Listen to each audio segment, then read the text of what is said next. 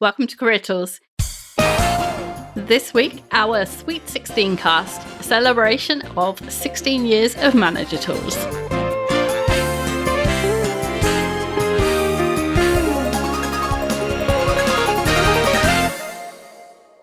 Well, welcome everybody. It's great to have you all. We have several people today on the podcast that you've all heard at one time or another, but never ever at the same time on the same podcast. So, Mark Horstman, of course, would the hey, podcast folks. be without Mark? We have Wendy Lord. Like I'm on the radio. Hey. Kate Horstman. Hi. And Sarah Sentis. Hi, everyone. Hi, everybody. Welcome. So, Mark, can you believe it's been 16 years we've been doing Manager Tools podcasts? No, I can't. At different days, it seems like either it was yesterday or it was 50 years ago. Yeah. Mark got up at 5 o'clock this morning to record this podcast. So Mark got up at 4 o'clock this morning. 4 o'clock to be ready at 5 o'clock. Yeah. So today might be one of those days that you're thinking differently. Good one. Coffee takes longer to brew in California. Well, some of us have to pack because we're traveling after we're presenting for 2.5 hours. Yeah, you thought you were going to wind down after 16 years, right? Now you're just winding up. It's not Just 16. getting started. Apparently, it's not 16 years yet.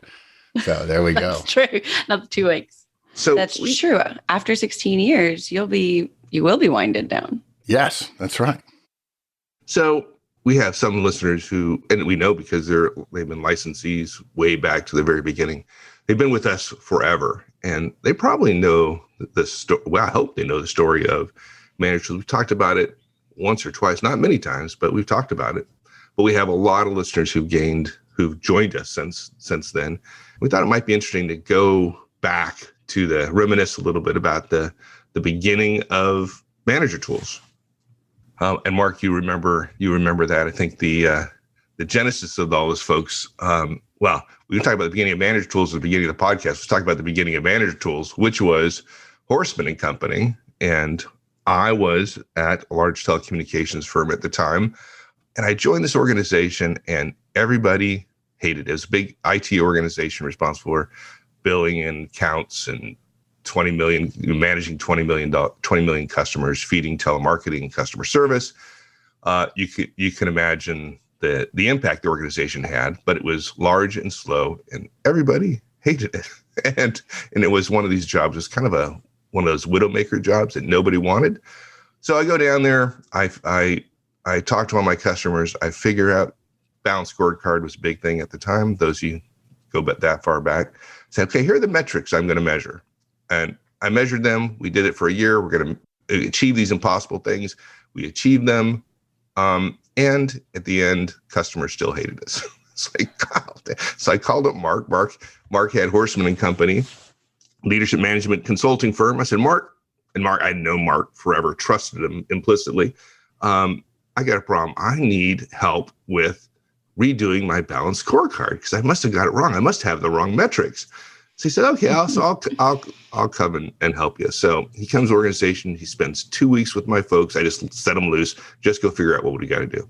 He comes back and goes, dude, you don't have a problem with your metrics. You have a problem. I'll say, he said it much more politely. You have a problem with your organization. Yeah. And he said, you need the basics of management in your organization. And I can't recall, dude, whether you called it the Trinity at the time, but it was one-on-ones, feedback, coaching, delegation, and DISC. DISC had this big piece of story. Yeah. And the other piece of it was customer. And focus on customer, right? Yeah, so focus on the internal customer. Yeah, the metrics you had killed were internal. Yeah, so yeah. And we started talking about our lifelong, at least since we were professionals, lifelong love for leadership and management, thinking and doing and so on. Then during that engagement, and we kept at it. And then I got tired of running my company. Well, the real piece was, I think, now I want to take some credit for this because I did say at the end, now Mark wouldn't say this, but I'll tell you, guys, I had managers coming into my office crying, literally crying about the impact that Mark's work had on my organization. I had one woman come to my office. She's crying. She's like, not only did it change her relationship at work and how effective she was at work, but she said it changed her marriage. Now, folks, we're not marriage tools, so we're talking about management when we're talking our pay grade. So don't do that. Don't take our stuff and apply it to your marriage. She did, and she was crying about it. I had somebody who was on the verge of losing their career and turned into somebody that the customers just absolutely adored and loved. I have many, many stories. And I told Mark at the time, I said, dude, I don't know how you're gonna do this, but you've got something special here. You can't do this for 40 or 50 managers at a time. You got to go change the world. You can change the world with this stuff. And Mark and I always had that belief, right? That management can change the world. And that, I think, was really the seed of like, how do we take what Mark does and get it to everybody? Yeah. And then in Christmas 2004, we tried several different ways to get things started. And then Christmas 2004, your wife gave you an iPod for Christmas. And you called me, I think, a week or so later, and you said, dude, I figured out what we're going to do. And I said, okay, what? You said, we're going to do a podcast. And I said, I'll never forget it. Just like in that geeky way, we're going to do a podcast. Yeah. He had studied all about podcasts. And those of you who know podcasts know that was before podcasts were cool.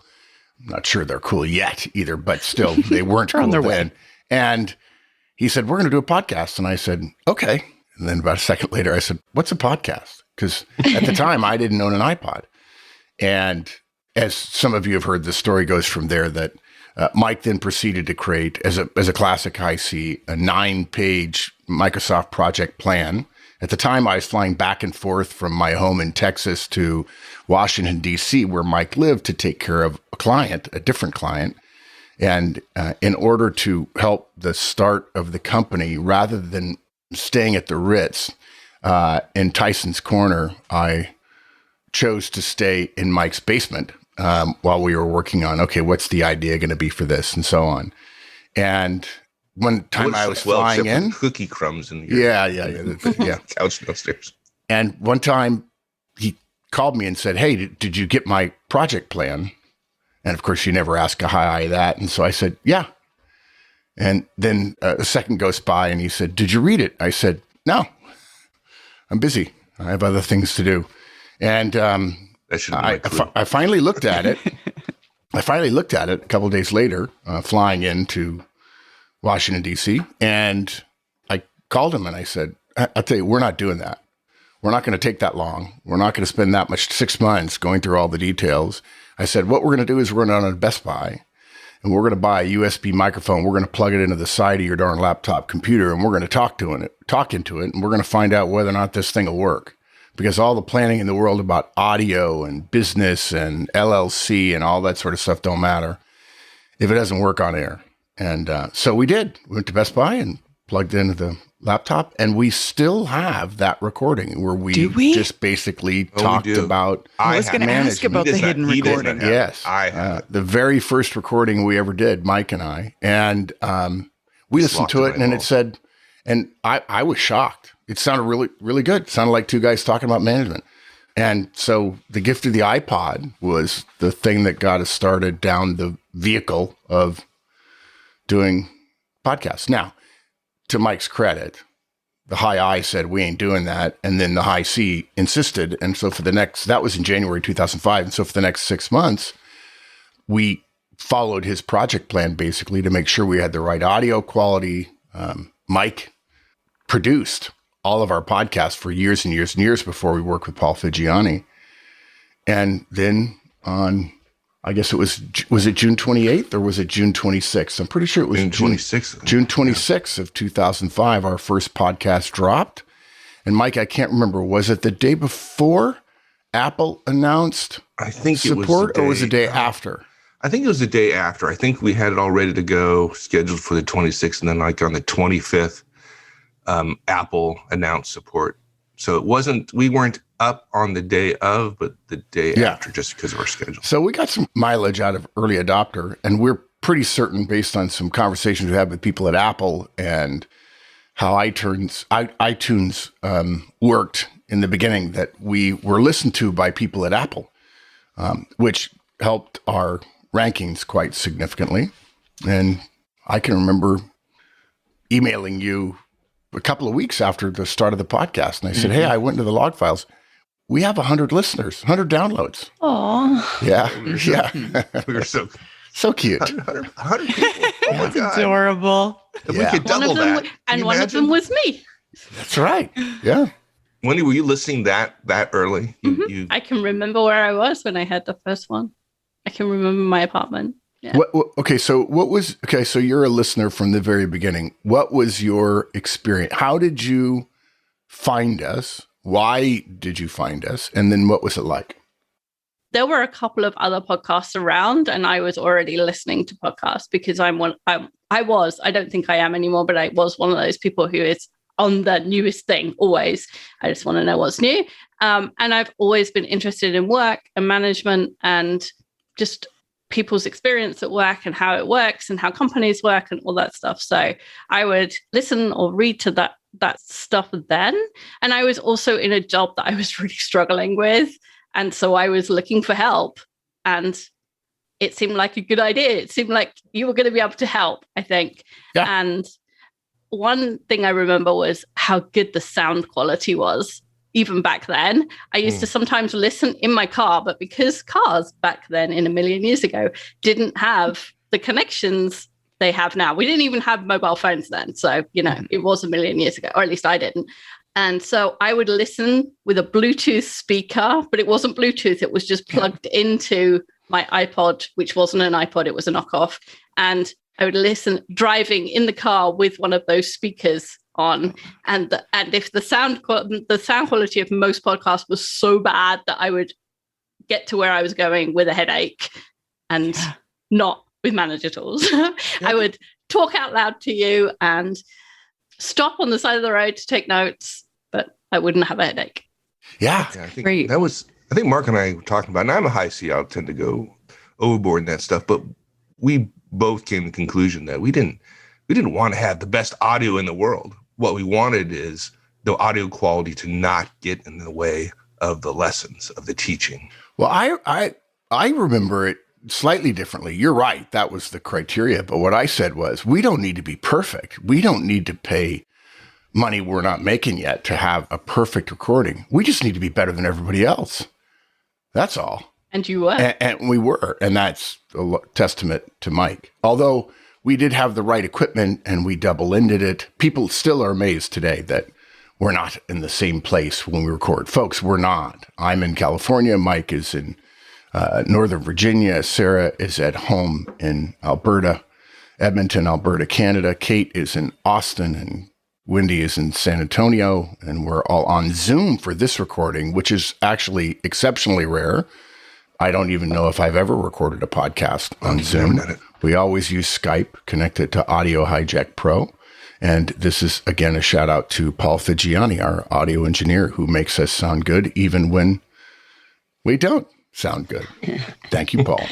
That story makes me think the fact that it's probably the first experience I've heard of someone personally being both fast to market and with quality, right? Like you guys were you were first off the blocks and also, at the top of the game in that sphere when you first started. I'll tell you why. One of the reasons why we got lucky in that regard is because the vast majority of podcasts do not have their own content. Mm. And so quality is can be determined to some degree by the interviewer's ability to interview and preparation, but typically that's not going to be the case for a weekly podcast. For many people, it's not a money-making endeavor. But the quality is determined by the caliber of their guests and their preparation, how good they are.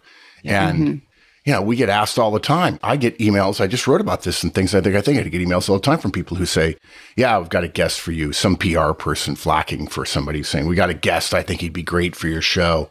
And I'm just like, it's embarrassing. You've got me on the equivalent of an auto dial because we don't have guests on our show. Mm-hmm. I think we've You know, done it. And that's after they tell you how times. much they like our podcast. Oh, they do. They Exactly. like our Exactly. podcast. Oh, we Yeah. listen all the time. It's so good. Mm-hmm. Yeah. What made No, you decide I in the beginning No. that you weren't going to have ads? Because so many, like 99% of podcasts are supported by ads. We weren't planning on making money. That was part of it. In the beginning, I'm not sure podcasts did have ads. No, you're right. Back Yeah. then they didn't. Yeah, they But didn't. At some stage they started to. Yeah, but we decided, like 100 other things that have happened here, we decided we didn't like them. Mhm. Not for us producing them or presenting them or connecting them. We just thought that's not what we would want if we were a listener. We've done that 100 times. We just announced some things I think that if you've been a licensee of ours for 2 years and you've been getting things I think, and you retire, if you ask us, we'll continue to allow you to get things I think, even in retirement, even if you don't have a license. We'll call it a retirement package or something, or a farewell or something, because that's what we would want if we were loyal to an organization and then we didn't have an economic relationship. Things I think sort of does a little bit more than economics for a lot of people. And the same thing for if you lose a job. If you're a licensee and you lose your job, you're laid off, you're fired, doesn't matter. You lose your job and it comes time to renew your license. It's $200 a year, folks. It comes time to renew your license. Just send us a mail and we'll give it to you for free, because that's what we would want if we had gotten fired or laid off or lost our job for some reason. We would want a company that's trying to help us in our career to support us during that time. And when you get hired back again, and now you can put the $200 annual expense, and we don't think it's very much. We like to joke that it's Tiffany advice at Walmart prices. But when you can afford us again, let us know, and we'll bill you then. And the reason we did that was because that's what we would want if we were on the other side of the equation. So Yeah. And we tried ads. We hated them. we did. Yeah, we did. hated People absolutely said you should do ads, and gosh, you could be so great, and you've got a big audience, and so on. And the first year we did them, I think, Mike, we made what, $50,000 on Yeah, ads? 63,000. Something like Okay, that. but relatively speaking, at that point, it was trivial. I mean, it wasn't that big a deal. Of course, for a long time, we went just the complete opposite, which is not only are we not going to do external ads, but we're not even going to talk about our internal Right. products. Right. Yeah. We don't want to bother people with the fact that we need to make money as an organization. Right, exactly. We do need to support ourselves. Yeah. Part of the And deal. in fact, we continued that with our launch of Executive Tools, which we'll talk about in just a minute. Starts in a couple of days on the 30th, I think, the first episode. Does the first episode drop on the 30th? No, it drops on it's the the 28th. 28th. Drops on the 28th. Yeah. Yeah, Monday the 28th. Yeah. No, Wednesday the 30th. No, that's when that's when our anniversary is. That doesn't mean we're going to delay our podcast until the 30th, is it? Exec Tools goes out on Wednesdays. Oh, that's right. I'd forgotten. Yes, we have 3 podcasts a week now: Monday, Wednesday, and Now Thursday. you see how the soup is made. Yes, Yeah. exactly. Yeah. As long as one of us knows what's going on, we're all good. But Mike and I talked about whether or not we would have ads in Exec Tools, and we decided we would not. Now, we will have, and I think you could arguably apply this term to what we do in our existing podcasts. We're not going to have ads. And of course, when we say ads, people assume it's external ads, and then they discover they're really just internal reminders about our products and services, which fund the podcast, by the way. But we're not going to have ads. We're going to have PSAs, public service announcements, which are essentially about us. And we'll do our best to keep them reasonable and as much under the radar as possible. Because again, when I listen to podcasts, I'm shocked at how long the ads are. The better the podcast is, the bigger the audience, the more money they can make by selling more time up front when I have to listen to ads. Now, I understand the economics of it. There's no problem. I get it. But I don't have to listen if I don't want to. And it just reminds me of the inherent unsupportability in the long term of 3-party economic systems. So, Yeah. Well, I don't think we've ever thought of monetizing directly our podcast. That's never been in the back of our head. No. The point of the podcast is to share the information we have freely with as many people in the world. And luckily, it helps people learn about manager tools, have a relationship with manager tools, figure out what kind of people we are and those that we employ, and look at our other products and services, right? But in terms of monetizing it directly, we've never done that. And most podcasts, that's what they're trying to do. Yeah. That's how they make their money. Yeah. And that leads us to a good lesson, which we just happened to us in the last year. We're recording this obviously in 2021. And one of the things we're going to talk about is key lessons we have over the years. I think our first lesson is, what would we as a customer want? What would the experience be like if we were our own customers? And how would we want to get our management guidance? So if you're wondering how it is that we structure the podcast, we structure it the way we would want it. And the content in the podcast are the things that we would have wanted to know. I say this quite frequently, but if you haven't heard us say it before, I'll say it again. Mike and I did not know this stuff when we started our careers. And we discovered in the Army and Procter & Gamble and MCI and Mobil that neither did senior people. And it was annoying. And we didn't like the feeling of not knowing what we were doing and not being able to trust people above us to know what they were doing. And that management was all just personalities, since personalities are so widely divergent. And so what you're getting in our podcast, specific actionable stuff, that's because that's what we would have wanted. Not theory, not a book, not anecdotes and stories and leaving you to figure out what the key lesson and how to implement that, but rather do this today. As Churchill would say, action this day. That's what we would have wanted. Tell me what to do. Tell me how to solve this problem. Don't tell me the what or the why or, tell me the how. I've got a problem here. I need to fix it. Don't say things like be approachable. Don't say, you need to be equitable. You need to be open-minded. You need to see around corners and so on. I hated all that stuff. I was like, I have a real problem. And millions of people around the world do this job every day. And you're telling me nobody knows this stuff? Well, later we find out they did know this stuff. But the management sciences world has a bad marketing department. And so I had to actually start my own management consulting firm to learn what it was that it took to be good managers. Yeah, I think that's important part of the guidance is it's not actions based upon some theory. It's based on results and observing what managers do in the real world and what kind of results they get.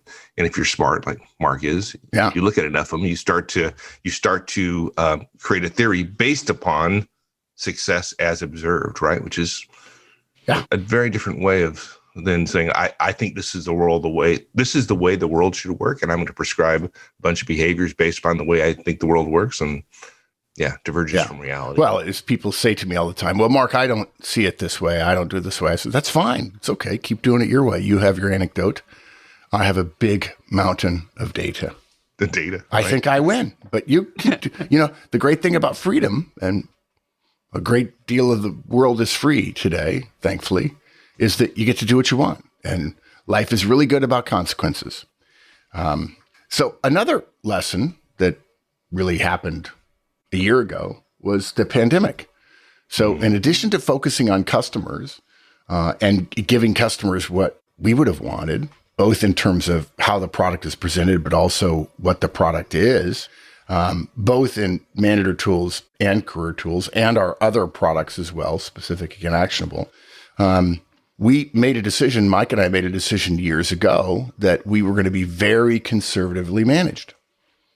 Which is actually an annoyance for some in our audience because they believe we should take VC money and we should sell the company to somebody else who don't get the vision, and we could grow massively. We could have a huge advertising budget and we could buy customers essentially.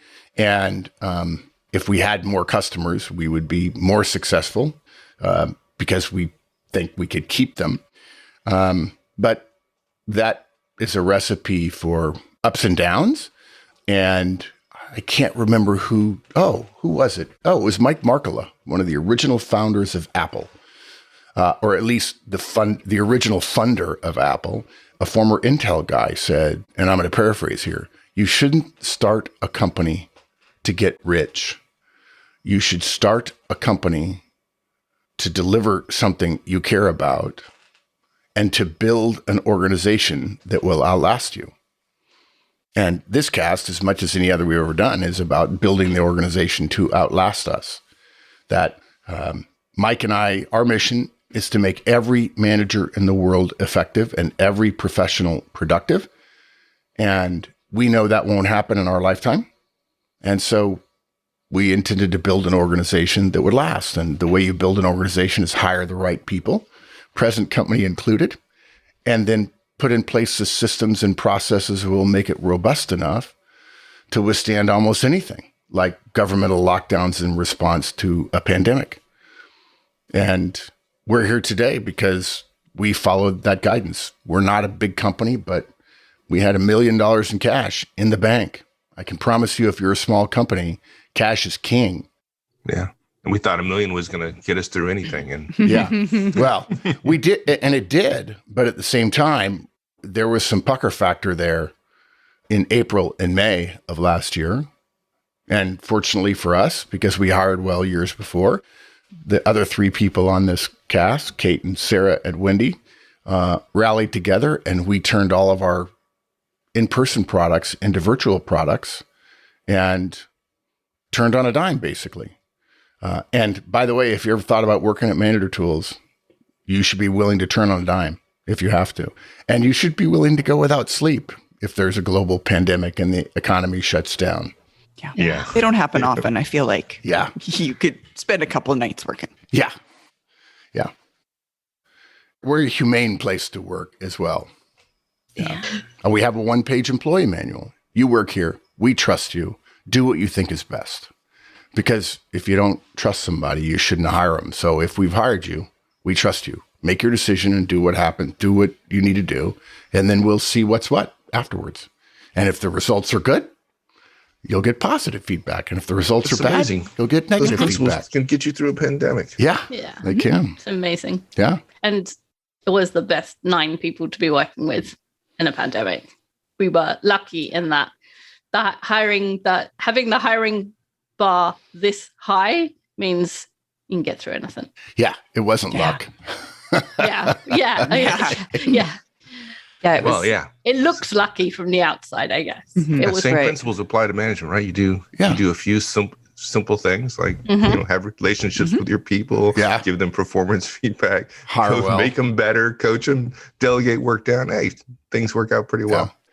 And in another significant disruption, we started Manager Tools in 2005, in June of 2005. And then in late 2007 and through 2008, we had the Great Recession. And that was the origin of our second cast, which is Career Tools. Now, many of you have forgotten this, but in the very beginning, I was getting so many questions from people about careers that the way Manager Tools was set up, we would do 3 management podcasts a month, and then we would do a career cast. We had 1 a month, every month. And in 2008, I think, wasn't it, Wendy? It was in 2008. We realized that the economic struggle of the Great Recession would cause us to have to expand the amount of Career Tools casts were. So there was a period of time there for a little bit where I was writing 2 casts a week. And then luckily, Wendy, we had Wendy on board. And I said to Wendy, okay, who, by the way, was hired because she was the smartest person I'd ever read online about careers. Because believe me, the people who are writing about careers online, there's an old saying about the internet. On the internet, nobody knows your dog. The worst advice in the world comes from markets where there is a low barrier to entry. And I hired Wendy. And then during 2008, I said, okay, you're going to start writing Career Tools podcasts because I can't do both of them. And she said, no, I'm not. And she should have known better, of course. But Wise Little did advice. she Say know. no to your Yes. boss a lot. yes, exactly. Not. Worst advice in the world. Yeah. But as I recall, Wendy, you wrote them, but I recorded them. Yeah, for a while. Yeah. Yeah. And then I think you said, you're going to record them. And I went, no, I'm not. No, I'm not. Yeah, you are. That's how good the delegation model works, folks. People will say, "No, I'm a terrible employee, to be fair, and Mark does a great job of managing me, and probably nobody else in the world would want to." Yeah. Thinking about other highlights, what other highlights stand out in the last 16 years? First conference. Tell that story. The first conference? Yeah. Oh, so Oh my Lord, yeah. Mike. Oh my Lord, I don't mean, oh my windy Lord. Yeah. Yeah. We had been doing podcasts for a couple of years. I think things were going well. The audience was growing quite successfully. We were amazed at where we were ranked on iTunes. At one point, we were the #1 business podcast on iTunes. When the market was iTunes and nothing else. We won the Podcast of the Year award in the business category so many times. They've now named the category after us because of the love our community had, because it was community-based voting for the Podcast of the Year award. But Mike one day said, "Hey, we need to make money," because we always knew we needed to come up with a revenue model.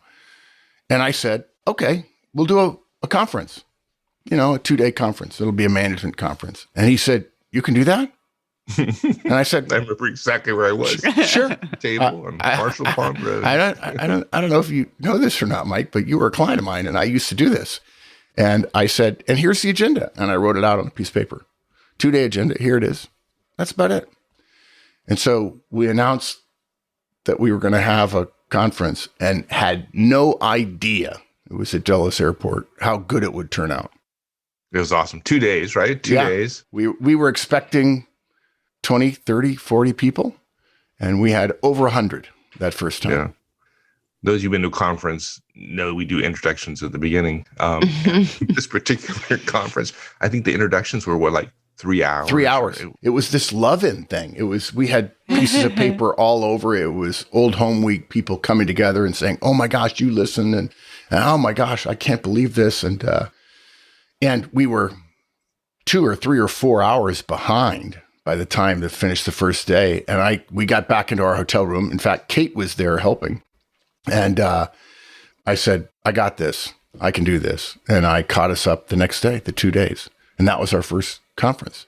And then we had one in San Antonio, as I recall, our second conference. The hottest conference Yes. of all time. Yeah, it was a good hotel, a good room, but boy, it was The room was hot. cool. The room was very cool, right? Yeah. Yeah, it was great. No, it's just that we couldn't. Yeah. It was just so hot Yeah, in the I couldn't afternoon. go outside. Yeah. Yeah, And then we went to, as I recall, Amsterdam, our first international conference, and that's where we met Wendy, as I recall. Yeah, and we went to Amsterdam and London, right? No, Yes, you came to London afterwards, not for a conference, but afterwards to do a meetup. Yeah. In a pizza restaurant in a basement. That was the first example I'd ever seen in real life of British Reserve, because they were still hungry but wouldn't say anything. Yeah. And Wendy was like, "We need more pizza." Yeah. And Wendy, if I recall correctly, you have shared with us an email you sent to a friend of yours after you attended the Amsterdam conference that I presented from 8 to 5 or whatever. And then I opened it up for questions like we do, open Q&A. And I didn't finish until midnight. And it was a management conference. I remember. I would say that was not as much about our content as it was about how hungry people were. One of my favorite books is called Come Thirsty, meaning the spigot is on. There's a lot here. Come thirsty, because we're going to do that. It wasn't written about us. It's a Christian book, but they were thirsty. They just kept asking questions. And finally, one of y'all said, "Hey, you have to do this again tomorrow." And You need to get you back. it was tired. Yeah. Yeah, those original Q&A sessions, we used to let them go as long as we wanted. And it was hours and hours. And another bit of history, we had cocktail parties. They were 2-day events. And at the end of the first day, we had cocktail parties so that people could meet and chat and so on and start forming a community. And we had to stop them because there was so much noise in the room and people were standing in line to ask me questions. And I had to raise my voice, and I was losing my voice at the end of the first day and couldn't go.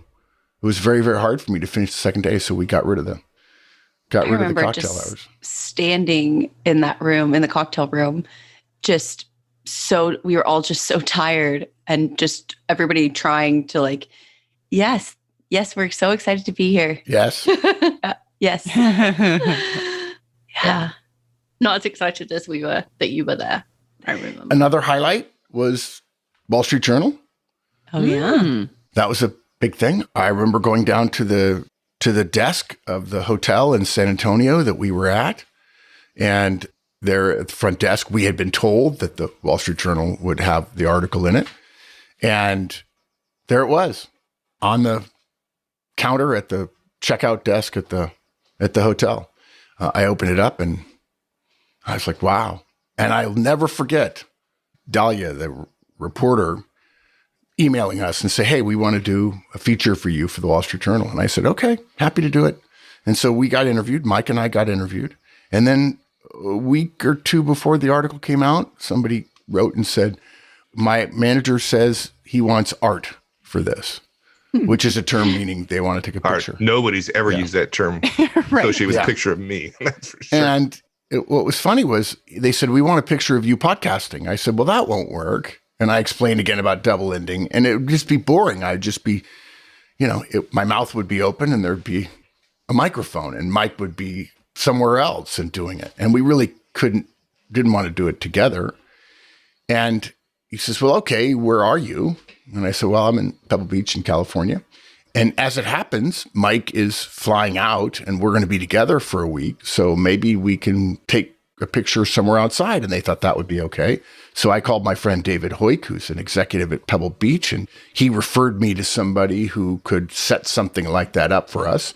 And I talked to them and I said, hey, how about a picture in front of the 18th green at Pebble Beach?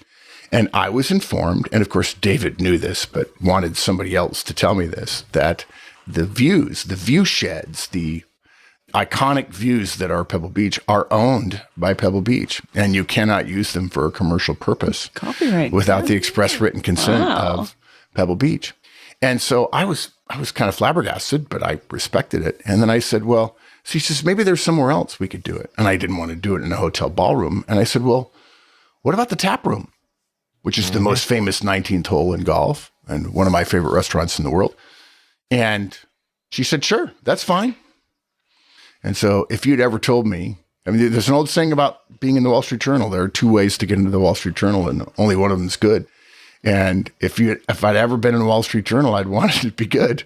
But you never convinced me in a million years that my picture with my business partner, Mike, would be in the Wall Street Journal in the tap room.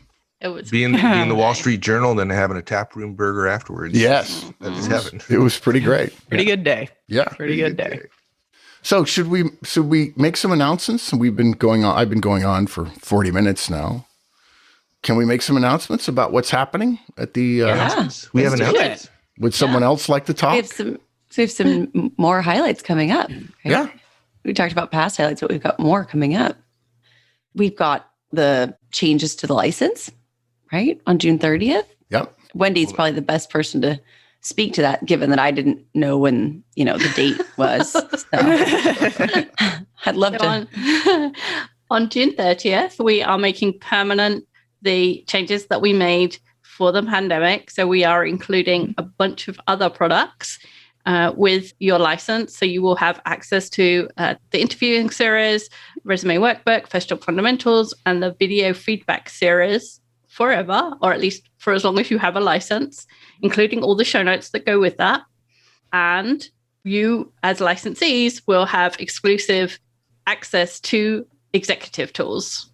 Doesn't exist yet, but I have heard the first one and it's amazing. And I have also seen the outlines for the first 12, and they're also amazing.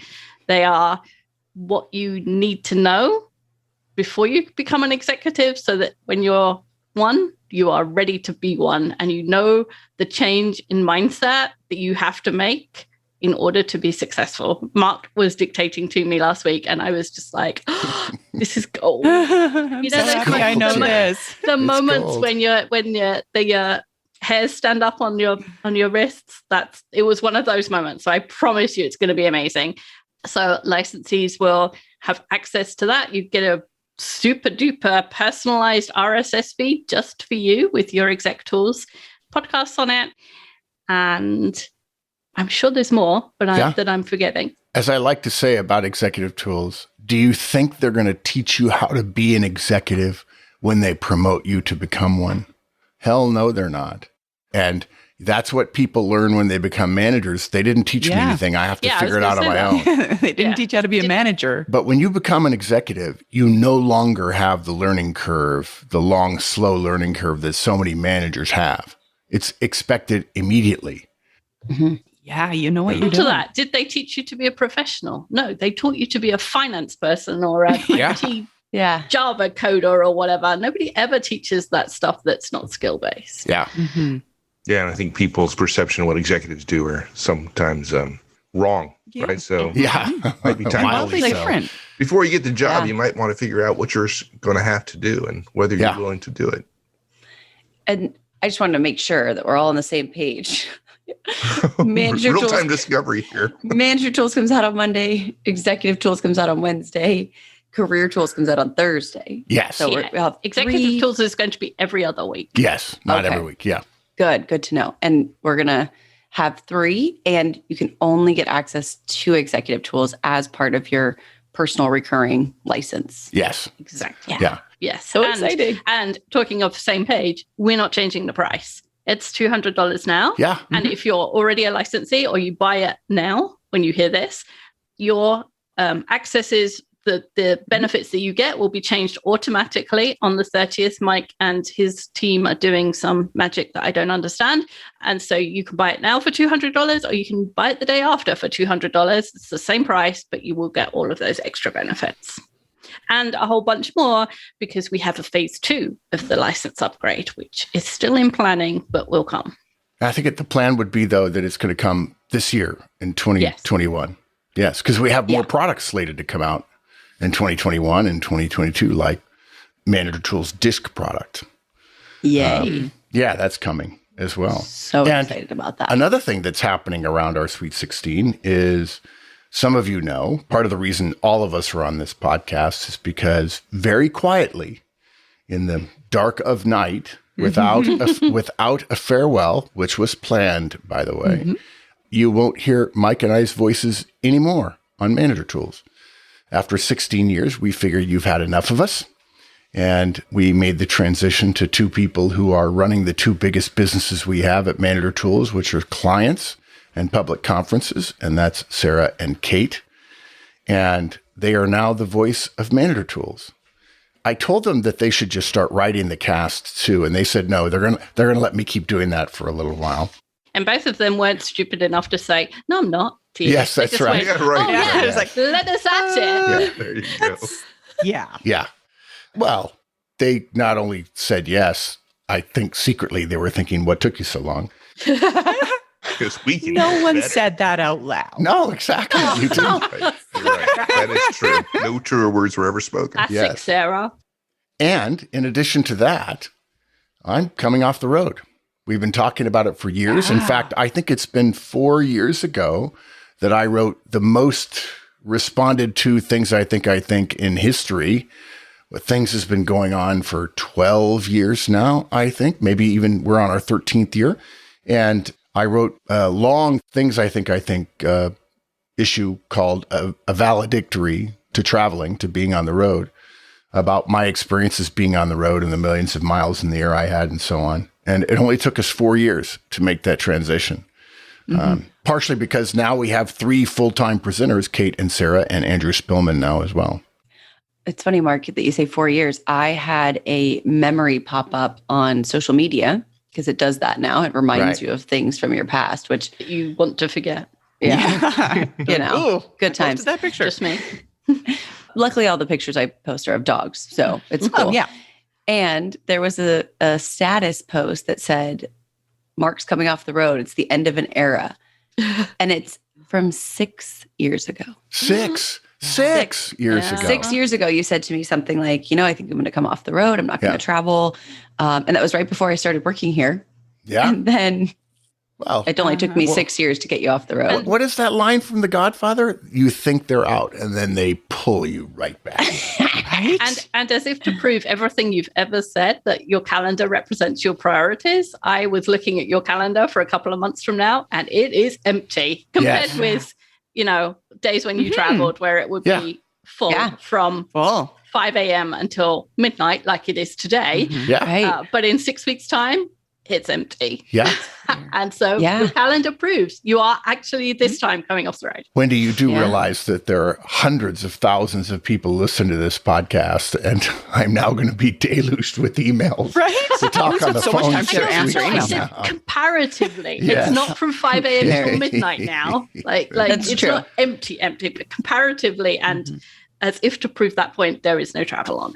So Yeah, listen, everybody, you can't delusion with emails because we specifically said we'll record and we need you to keep writing until all Yeah. the words are gone from your Yeah. head. yes. To There's which a lot Mark, of words in there. yeah, to which Mark promptly responded, "Okay, I'm going to write another book." Yeah. And so Yeah. there's That's a recurring that. theme. That's a recurring theme throughout the Yes. history of our podcast. I kept trying to ask Mark, "Do you have any more? Are you going to run out in the next 2 months?" It's like, Yeah. No. I actually, good. we just had a discussion about another conference, right? A professional Yeah. tools conference. Yeah. Yeah, about the basics of being a professional, running meetings, and all the things that go along with managing and being a professional, but aren't the Trinity They don't or teach you. DISC. Yeah, It's like and it's not as pertinent anymore, but I always think of it as the same way that kids graduate high school not knowing how to write a check. yeah. I mean, we don't write Life as many skills, checks right? in yeah, or Personal do finance taxes generally, or something. taxes. Yeah. Anything like that if you graduate high school and you don't know how to do that stuff, having to learn it when you need it Mhm. is much more stressful. And it's, stuff like this, learning it before you get there, you're head and shoulders above everybody else because Yeah. nobody knows. Yep. And nobody's teaching it. There's no evidence that anybody's teaching this stuff Right. other than us, which seems a little weird to me. But we're just going to keep doing what we're doing. We've been doing it for 16 years. We'll be doing it 16 more years from now and 16 more years after that, because our mission is every manager effective, every professional productive. And that's not going to be achieved in my lifetime. And so therefore we have to build an organization that will last until that happens many, many years from now. Yes, we do. We are very lucky. Wendy, you said we were lucky earlier, but we do feel very lucky to be doing this. I feel very lucky to have as many great colleagues as I do. And I can promise you folks, we think about you every day. And we want to make your lives more effective, healthier, wealthier, more successful, more spiritually rewarding. We want you to have your directs come up to you and say, "You're the best manager I ever had." If that happens to you, you'll never forget it. And by the way, please don't send us an email saying that we're the ones that Manager Tools did it, because as we tell everybody when they send us that note, nope, credit always goes to the one in the ring. A lot of folks listen, and some folks implement it. And if you're implementing our stuff, we say thank you for trusting us. This is a labor of love, and we intend to keep doing it until they drag us off to jail. Anything else? No, I think that was a great way to end. This is the best job in the world, and we're incredibly lucky. And every one of those emails that we get that says, "You changed my life," or even "You just made my Monday better," means the world to us. And we'll continue doing so for the next, that's why as we long as I Millennium. can Millennium. have the energy. Yeah. All right. Thanks for one. I love each and every one of you. And for those of you listened this far, thanks for being there for us, because just like any relationship, it's a two-way street. And we do what we do because of who you are and what you want to become. It's an incredible honor to be a part of that, because we know how important it is to you. And trust doesn't come easily, folks. So, Yeah. Thank you. Thanks, everyone. Okay. Thanks, Bye, guys. everyone. Thanks, everyone. We'll see you next week. Have a great one.